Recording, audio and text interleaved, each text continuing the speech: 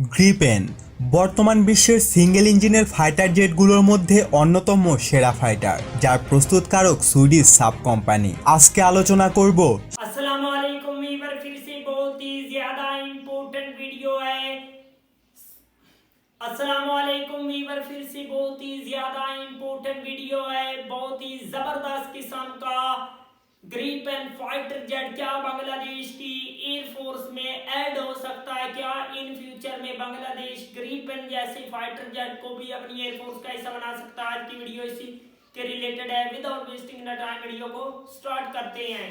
Gripen বর্তমান বিশ্বের single ইঞ্জিনের ফাইটার জেটগুলোর মধ্যে অন্যতম সেরা ফাইটার, যার প্রস্তুতকারক সুইডিশ সাব কোম্পানি। আজকে আলোচনা করব সেই সাব গ্রিপেন 39 নিয়ে। আশা করি ফাইটার লাভারদের জন্য ইনফরমেটিভ কিছু দেওয়ার চেষ্টা করব আজকের ভিডিওতে।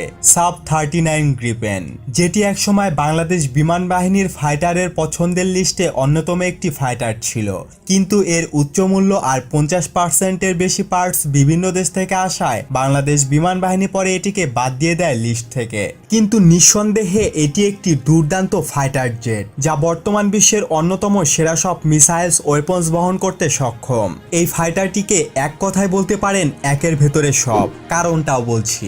গ্রিপেন রাস্তা হতে উড্ডয়ন এবং অবতরণ করতে পারে। যুদ্ধের সময় যদি কোনো কারণে রানওয়ে ক্ষতিগ্রস্ত হলেও বহরে গ্রিপেন থাকলে একে ওড়ানো যাবে। তাছাড়া এই উড্ডয়ন এবং অবতরণের জন্য বেশি লম্বা রাস্তার প্রয়োজন হয় না। এতে আরেকটি বিশেষ সুবিধা পাওয়া যায়, যেমন যদি কমব্যাট জোন হতে ঘাঁটির রানওয়ে দূরে থাকে, তখন গাড়িযোগে অস্ত্র এবং জ্বালানি পাঠিয়ে দেওয়া যায়। এরপর গ্রিপেন সুবিধা মতো একটি রাস্তায় অবতরণ করে সেই অস্ত্র বা জ্বালানি লোড করে পুনরায় কমব্যাট জোনে ফিরে যেতে পারে। এর ফলে পাইলটকে ঘাঁটিতে আসার প্রয়োজন হচ্ছে না। সুবিধা মতো যে কোনো জায়গায় গাড়িতে করে প্রয়োজনীয় অস্ত্র নিয়ে পুনরায় কমব্যাট জোনে গিয়ে হামলা করে ফিরে আসতে পারে। ফলে কোনো বিমান ঘাঁটি না থাকলেও কোনো সমস্যাই নেই। আর গ্রিপেনের আরও একটি সুবিধা হলো, এটি একবার কমব্যাট জোনে গিয়ে পরে আবার কমব্যাট জোনে যেতে মাত্র 10 মিনিট রেস্ট লাগে। চিন্তা করুন, মানে মাত্র 10 মিনিটেই পুনরায় হামলার জন্য তৈরি হয়ে যায়। এতে গ্রিপেনের ইঞ্জিনের ওপর আলাদা চাপ পড়ে না, মানে এটি তৈরি হয়েছে অতিরিক্ত প্রেসার নিতে।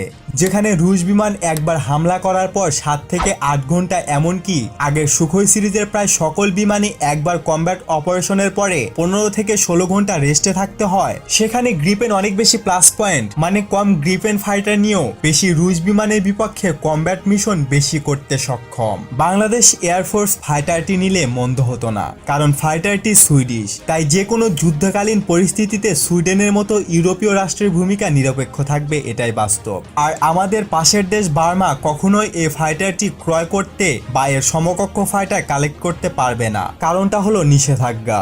যাই হোক, মূল কথায় আসা যাক। এয়ারক্রাফটটির 1 সিট এবং 2 সিট উভয় ভ্যারিয়েন্টই রয়েছে। এই এয়ারক্রাফটটির মূল্য একটু বেশি হলেও এর মেইনটেনেন্স খরচ সমসাময়িক অন্যান্য বিমানের চেয়ে যথেষ্ট কম। তাছাড়া এটির রাডার ক্রস সেকশনও অনেক কম। এছাড়াও এটিতে আরও অনেক প্রযুক্তি রয়েছে। এটি 120 কিলোমিটার দূর থেকেও যে কোনো বিমানকে ডিটেক্ট করতে পারে এবং সেই সাথে বিভিআর মারতে পারে। এটি বর্তমানে সুইডেন, হাঙ্গেরি, চেক প্রজাতন্ত্র, দক্ষিণ আফ্রিকা ও থাইল্যান্ডের বিমান বাহিনীতে সার্ভিসে রয়েছে। এখন পর্যন্ত 247টি গ্রিপেন ফাইটার তৈরি করা হয়েছে। আজ পর্যন্ত গ্রিপেন কোনো যুদ্ধে সরাসরি অংশগ্রহণ করেনি, তাই এর কোনো ওয়ার সার্ভিস রেকর্ড নেই। তবে ইঞ্জিন পারফরমেন্সকে চমৎকার বলে আখ্যা দিয়েছে লকহিড মার্টিন। বর্তমানে সার্ভিসে থাকা অন্যতম এক ইলেকট্রনিক ওয়ারফেয়ার সমৃদ্ধ ফাইটার এটি। সুইডিশ এই ফাইটারটিকে নিয়ে একটি মজার ঘটনাও রয়েছে। ঘটনাটি হলো, জার্মান ইউরোফাইটারের পাইলটরা গ্রিপেন নিয়ে খুব হাসাহাসি করত।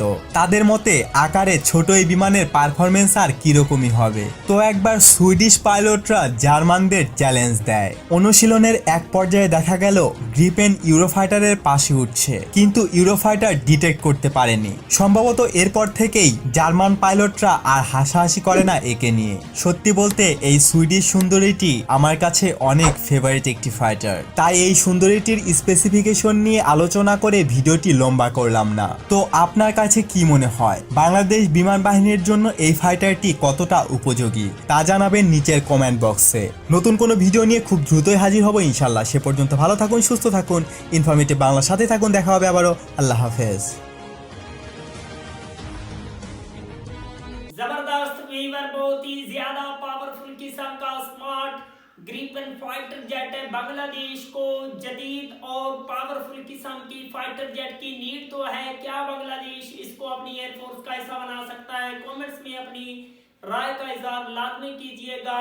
बांग्लादेश को बेहद नीड है फाइटर जेट की और इंशाल्लाह बांग्लादेश फाइटर जेट को जल्दी ही खुद मेड भी कर ले, आई होप, और कंट्री किसी जदीद तरीन कंट्री से बाय भी कर ले। मिलते हैं नेक्स्ट वीडियो में इंशाल्लाह, तब तक के लिए अल्लाह हाफिज।